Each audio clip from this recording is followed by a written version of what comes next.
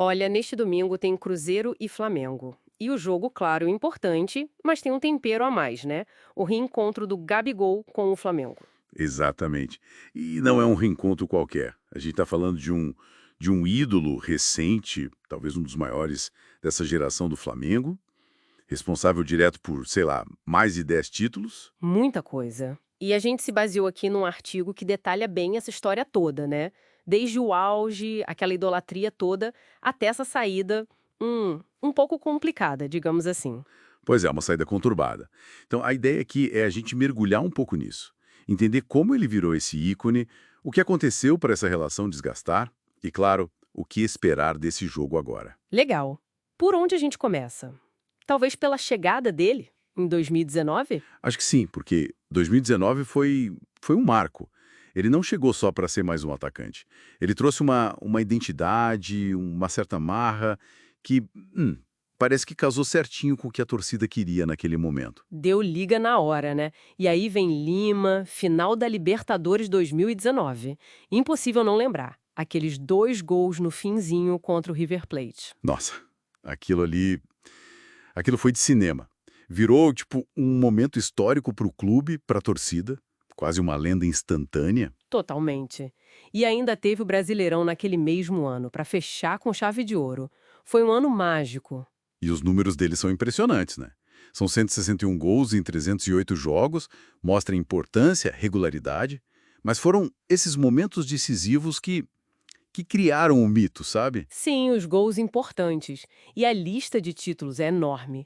2 Libertadores, 2 Brasileirões, 2 Copas do Brasil, Recopa, Supercopa, Cariocas. Foi uma era vitoriosa mesmo. Uma verdadeira era de ouro para ele e para o clube. Mas nem tudo são flores, né? Essa relação tão intensa, ela também começou a ter fissuras, principalmente ali em 2024. Foi um baque para muita gente, pegou muito mal com a torcida e teve consequência direta.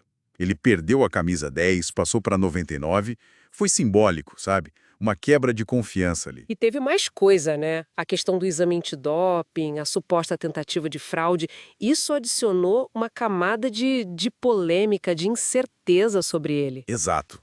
E somado a isso, já existia um clima meio pesado com a diretoria.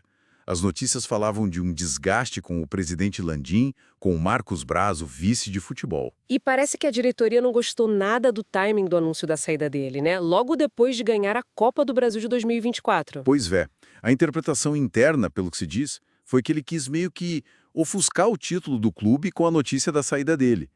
Isso mostra como a relação já estava bem desgastada. Não era só uma briguinha, era algo mais fundo. Faz sentido. E tudo isso levou àquela cena da despedida no último jogo dele, dia 9 de dezembro. O Maracanã lotado. Sim, teve mosaico da torcida para ele, mostrando que, apesar de tudo, o carinho da arquibancada ainda existia e era forte. Mas na hora da homenagem oficial, com a diretoria entregando a placa, a coisa ficou tensa. Ficou muito tensa.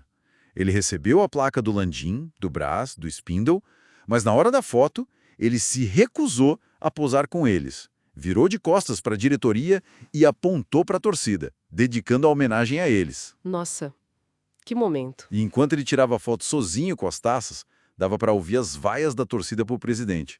Ficou muito claro ali a divisão. O ídolo de um lado, a diretoria do outro e a torcida dividida, mas ainda com muito carinho pelo jogador. Um retrato perfeito da situação. E agora cá estamos nós, ele no Cruzeiro. Chegou como grande contratação, teve um começo um pouco abaixo, mas parece que recuperou a titularidade agora. Tá buscando o espaço dele lá. E sobre o jogo de domingo, ele mesmo falou, né? Disse que vai ser um reencontro muito maneiro, que todo mundo sabe do carinho dele pelo Flamengo, mas que espera que o Cruzeiro vença. Profissional, né? Profissional, mas com uma carga emocional gigante, não tem como. Então a gente viu o ciclo todo. O herói, o ídolo, o desgaste, as polêmicas, a saída difícil e agora o reencontro. É a beleza e a complexidade do futebol, né? Essas histórias de ídolos, de paixão, de lealdade e às vezes de mágoa, de rompimento. É muito humano tudo isso amplificado pelo esporte. Exatamente. É o que faz o futebol ser tão apaixonante. E aí fica a reflexão, né? Além do resultado do jogo em si, como será que esse reencontro vai pesar na forma como a história do Gabigol vai ser contada no futuro, tanto para o flamenguista quanto para o cruzeirense. Boa pergunta. É algo que só o tempo e as próximas páginas dessa história vão dizer.